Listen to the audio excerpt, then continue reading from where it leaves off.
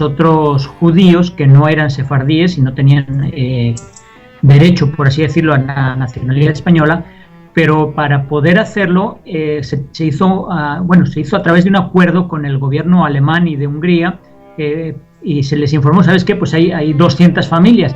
Entonces, para evitar que las autoridades se dieran cuenta, lo que hizo fue emitir esos 5.000 pasaportes, pero todos y cada uno de ellos tenían el número inferior a 200, para así poder salvar esa barrera, porque si llegaba alguien con el pasaporte número 201, iba a decir, espérate, eran 200, no puede haber 201.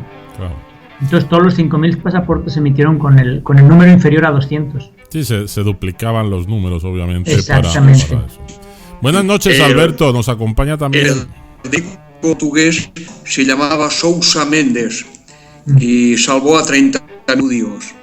Sí, no, y seguramente que hubo... ¿no? Seguramente que hubo muchos otros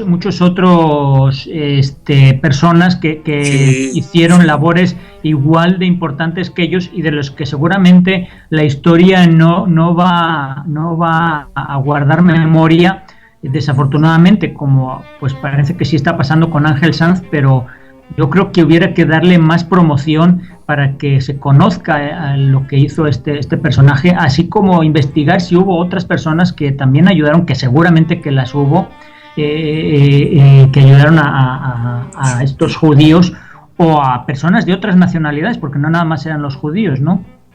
En caso de Sousa Mendes, le costó su puesto y murió en la pobreza porque contravino las instrucciones de su presidente, que era el señor Olivera Salazar, que lo que no quería era enojar a Hitler y por tanto se quería mantener también neutral y tenía miedo que esta actitud de su diplomático pues hiciera pues en una persona como Hitler un cambio de actitud hacia Portugal, ¿no? Quiero decir, pero hay otras personas que han sido también auténticos ángeles y que desgraciadamente han permanecido en el anonimato, ¿no? Nosotros tenemos que aprovechar que en el caso de Ángel, pues nosotros podemos de alguna manera rendirle aquí un pequeño homenaje, simplemente evocando lo que hizo y bueno, y mostrando nuestra admiración. Sí, y replicándolo y replicando lo que hizo para que más gente conozca de esta persona y de lo que logró y de cómo lo apoyó. Ahora, como tú decías, habría que investigar, no sé si haya alguna información más de lo que Ángel hizo, porque decías tú que Ángel contaba con el apoyo del gobierno de Madrid. Habría que ver qué tan arriba, porque digo, no sé. Hay informes. Sí, yo sé, he visto que hay informes, pero digo, hay que tener en cuenta que a lo mejor igual Franco era católico, aunque a muchos no tengan ese concepto, pero Franco dentro de lo que era católico, y supongo que a lo mejor igual en ese afán de salvar vidas, pues es que permitió esta situación con Ángel, ¿no? O a lo mejor igual el propio Franco, no sé, igual no estaba enterado, sino que eran algún subalterno que haciendo, digamos, que honor a ese catolicismo ferviente que había en esa época en España, institucional que había en España, pues fue que al ver las atrocidades que estaban cometiendo los nazis contra los judíos, dijeron, ¿sabes qué? Pues tenemos que salvar la mayor cantidad de vidas que podamos, y pues Ángel, échales la mano y haz lo que tengas que hacer para poder salvar a estas personas. Sí, entonces digo, con la seguramente del gobierno, Sí, y habría que ver quién más, porque si no hubiera pasado como con el portugués, ¿no? Que a lo mejor igual a los primeros 200 que sí eran sefardíes los autorizaban a salvarlos, pero ya el resto no, como pasó con Portugal. Entonces habría que ver quién más dentro del gobierno español apoyó a Ángel para poder llevar a cabo esta labor humanitaria. Sí. Sin duda debió contar con algún apoyo, porque yo he podido leer parcialmente fragmentos de informes que enviaba como diplomático al Ministerio de Asuntos Exteriores, explicando las atrocidades que se estaban haciendo con los judíos en Hungría, ¿no? Y parece ser que no lo desautorizaron, que no le dijeron que no siguiera, sino que contó con la aquiescencia del gobierno. Y bueno, es una cosa que hay que decir, pues en favor del gobierno que había en aquel momento, ¿no? Porque quizás en otras cosas, pues a lo mejor no estuvo en la altura humanitaria que tenía que haber estado con los exiliados, ¿no? Pero en este caso sí que se comportó adecuadamente, por eso voy que a lo mejor no venía, o Franco o las altas esferas no estaban enteradas, sino que eran mandos intermedios con una real vocación católica, porque a lo que decimos, ¿no? Si a los propios españoles los exilió y pues sabemos las atrocidades que se cometieron en España, con el permiso o con el visto bueno de Franco, porque se permitía salvar a judíos cuando Franco y Hitler sabemos que tenían una cierta relación y pues permitieron que Ángel hiciera esta labor humanitaria. Entonces yo creo que por ahí a lo mejor igual no eran diplomáticos de primera línea, pero sí había gentes de medio rango que en sí no es que estaban permitiéndolo, sino que estaban haciendo la vista gorda para que esto sucediera. Yo creo que más fue eso, que hicieron la vista gorda de lo que estaba sucediendo, que Ángel sí emitía sus comunicados oficiales y desde Madrid pues le hacían la vista gorda para la labor que él estaba haciendo, ¿no?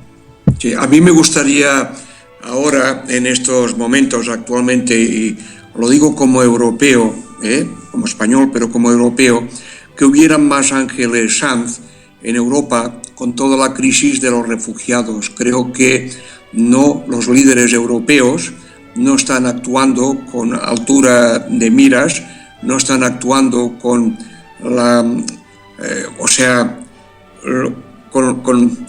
con el ideal que actuó Ángel Sanz, y que tanto da si son judíos lo que hay que salvar, y tanto si son sefardíes como si no lo son, como si son sirios o vienen huyendo de seres humanos. Yo creo que en estos momentos a Europa nos falta unos cuantos Ángeles Sanz que trabajen en solidaridad con todos estos refugiados que huyen despavoridos de su país, abandonando sus pertenencias, sus patrimonios, perdiéndolo todo, perdiendo la vida por el camino. Tenemos la imagen de aquel niño en la playa, ¿no? Y nos hacen falta gente como Ángel Sanz, Pero bueno, simplemente era un comentario, Ya sé que aparentemente no tiene nada que ver con el homenaje, pero sí que está relacionado, Sí, así es, definitivamente. Se llama solidaridad humana. Exactamente. Sí hay una relación porque, pues, en cierto modo es una situación similar, ¿no? Están actualmente exterminando a los sirios nada más por sus ideas religiosas, porque el Estado Islámico lo que está queriendo es imponer su religión. En aquella época lo que buscaba Hitler era imponer su raza aria, por así decirlo, y sus ideas políticas, y los judíos pues eran de una religión y una etnia diferente que le estorbaban y por eso los exterminaba. Actualmente lo que hacen es con los sirios, ¿sabes qué? O te cambias a mi religión o te extermino. Entonces pues los sirios tienen unas ideas a lo mejor igual un poco más libertarias y no se les está persiguiendo por eso. Que de hecho, no sé si has visto en alguna ocasión, he visto yo imágenes de cómo era Siria y cómo era Afganistán en los años 70, y dices, pero ¿cómo es posible que unos países que eran modernos, al igual que el resto de Europa, hayan caído como han caído, ¿no? Que dices, bueno, pues eso a lo mejor nos puede pasar en Europa, ¿no? Decimos nosotros, no, en Europa no va a pasar. Pero digo, ¿quién le decía a Afganistán o a la Siria de los años 70 o 80 que iban a caer como han caído actualmente? Entonces, ¿quién nos dice que eso no nos pueda pasar en Europa, no sé, a lo mejor igual en 30 o 40 años, ¿no? Sí, bueno, la historia es cíclica, se repite, y bueno, y no hay mal ni bien que 1000 años dure. Entonces sí que puede haber un ciclo que sea muy distinto. Ahora estamos en un ciclo de crisis, ¿no? Yo creo que también no solamente económica, sino de crisis de valores, ¿no? Yo como europeo me siento avergonzado que todos estos refugiados pues se les tenga que pagar a Turquía para que los tenga allí encerrados en una especie de campos de concentración, y esto no me parece bien. Yo creo que la Europa de los derechos humanos, la Europa que todos hemos aspirado a integrarnos a ella, pues es una Europa que tiene dos caras, ¿no? Una cara es la cultura europea, la historia, y la otra son los gobernantes que hay, ¿no? Que actúan de otra manera, ¿no? Pero creo que no solamente es en Europa, porque yo creo que también aquí en México lo estamos viviendo un poco también con las elecciones, con lo que está pasando en Estados Unidos y las campañas electorales tan, en cierto modo, divertidas que a veces vemos, ¿no? Con este personaje y sus exabruptos racistas que está teniendo. Entonces, no sé si sea algo generalizado a nivel mundial, que los que están en el poder y los que están privilegiados no quieren perder sus privilegios y no quieren dejar de vivir un nivel de vida que a lo mejor igual tendrían que restringirse algunas cosas para poder permitir que otras personas con unos niveles de vida un poquito menos afortunados puedan elevar ese nivel de vida y vivir un poco mejor, a cambio de que ellos, en lugar de comprarse un coche de 200 millones de dólares, pues nada más se puedan comprar un coche que vale 20 millones de dólares. Entonces yo creo que también por ese lado va el asunto, ¿no? Y es a nivel mundial, ¿no? No nada más, como digo, no nada más es en Europa, sino también está en Estados Unidos, y lo vemos también en China y lo vemos también en Arabia Saudí, porque también mucho preguntamos, ¿sabéis por qué los países árabes que tanto dinero tienen como Arabia Saudita, por qué no recibe a estos inmigrantes que también pues son un poco de su religión y a lo mejor tienen un poquito más de afinidad, ¿no? ¿Qué es lo que está pasando con esos otros países? O también Rusia, ¿por qué Rusia no recibe inmigrantes? O Estados Unidos. Estaba leyendo una noticia hoy mismo que en los últimos 3 meses Canadá ha ubicado en su territorio a más de 25.000 sirios que estaban huyendo de la guerra. Entonces, ¿por qué Canadá sí lo puede hacer y por qué otros países no? Es una cuestión de mentalidad y de humanidad. Creo que Canadá nos está dando una lección. Y no se está, y fíjate que, te digo, lo he visto hoy así como que de refilón en una noticia, en un periódico pequeño, en la 4ª página, no se está promocionando más, no se le está dando más bombo, y creo que debería de promocionarse más y decirle, oye, ¿sabes qué? Pues mira lo que está haciendo Canadá, ¿por qué los demás no podemos hacer lo mismo, verdad? Sí. Bueno, es que para mí Canadá es un país, una democracia muy avanzada, hay una educación cívica y un sentimiento humanitario que está pues muy elevado, ¿no? Y a mí me gustaría pues que también los países de Europa, incluyendo el nuestro, estuviera al mismo nivel, porque siempre se puede tener más nivel en estas cuestiones solidarias y humanitarias, ¿no? Y es una cuestión de educación, de formación.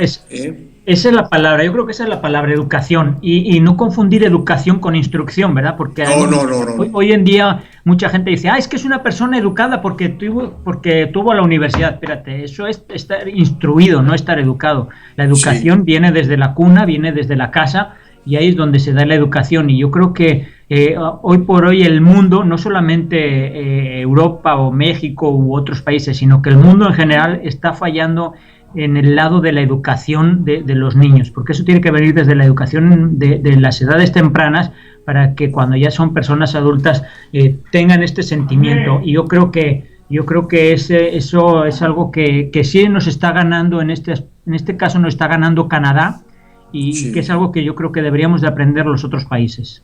Sí. Pues sí, esperemos que lo que está sucediendo en Siria el tema de Siria, que están en Grecia y demás, en estos campos de concentración o de refugiados, llamémosle así, no de concentración, que estaba leyendo aquí, concentración, pues se solucione. Quería decir, por último, que en el año 91 a este diplomático, embajador español, el Museo del Holocausto de Yad Vashem de Israel distinguió su acción y reconoció a sus herederos a título de justo entre las naciones, inscribiendo su nombre en el Memorial del Holocausto. En el año 94 el gobierno húngaro le concedió a título póstumo la gran Orden al Mérito de la República Húngara, y la Gran Sinagoga de Budapest, la segunda más grande del mundo después de la de Nueva York, también lleva una placa a su nombre. En España, apareció un sello de correos. Ha sido el único diplomático español que ha tenido un sello de correos.